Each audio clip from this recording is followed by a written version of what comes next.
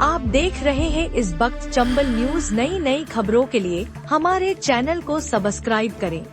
भारत और बांग्लादेश के बीच जबरदस्त ट्रेड वॉर शुरू हो गई है। भारत के व्यापारिक हमले के बाद बांग्लादेश ने पलटवार करने की कोशिश की है, लेकिन वो पलटवार भी बांग्लादेश को ले डूबा। बांग्लादेश ने भारत के कई सामानों पर बैन लगा दिया है। यह बैन भारत की किन चीजों पर लगाया गया है वह आपको आगे बताएंगे, लेकिन भारत के साथ इस ट्रेड वॉर में बांग्लादेश बुरी तरह से फंस गया है। आपको बता दें कि ट्रेड वॉर यानी व्यापार जंग किसी सैन्य जंग से भी खतरनाक होती है, क्योंकि व्यापार जंग का सीधा असर आम लोगों पर पड़ता है। और अब भारत और बांग्लादेश के बीच शुरू हुई इस ट्रेड वॉर का असर बांग्लादेश पर ही दिख रहा है। बांग्लादेश में तबाही मचनी शुरू हो गई है, लेकिन आप यह जानकर हैरान हो जाएंगे कि जिस समय भारत और बांग्लादेश के बीच ट्रेड वॉर शुरू हुई है, ठीक उसी वक्त रूस ने अपने 3 जहाजों को बांग्लादेश भेज दिया। रूस ने अपने जहाज बांग्लादेश क्यों भेजे और भारत कैसे बांग्लादेश को बर्बाद कर रहा है, वो आपको इस वीडियो में बताते हैं।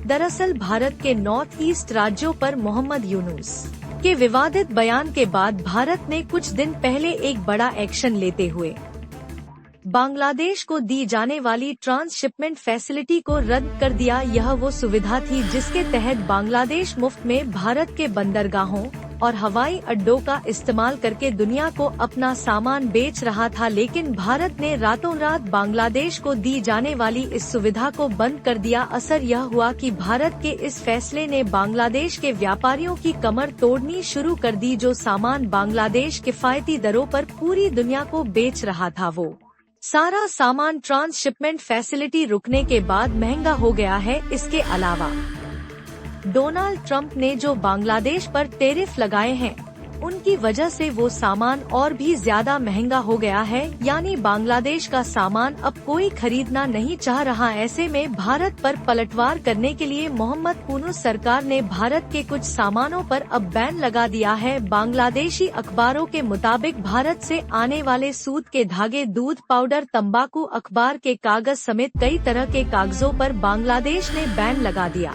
बताया जा रहा है कि इसके अलावा कुछ और सामान भी है जिसे बांग्लादेश अब भारत से इंपोर्ट नहीं करेगा। लेकिन जिस वक्त मोहम्मद यूनुस सरकार ने भारत के प्रोडक्ट्स पर बैन लगाया, ठीक उसी समय रूस के 3 सैन्य जहाज बांग्लादेश के चिटगोंग पर आकर खड़े हो गए। मोहम्मद यूनुस को यह जानकर झटका लगेगा कि भारत की तारीफ करने के बाद बांग्लादेश के आर्मी चीफ वकार उज़्ज़मान अपने ही स्तर पर रूस से बातचीत कर रहे हैं। वकार उज़्ज़मान मोहम्मद यूनुस के कट्टर विरोधी बन गए हैं।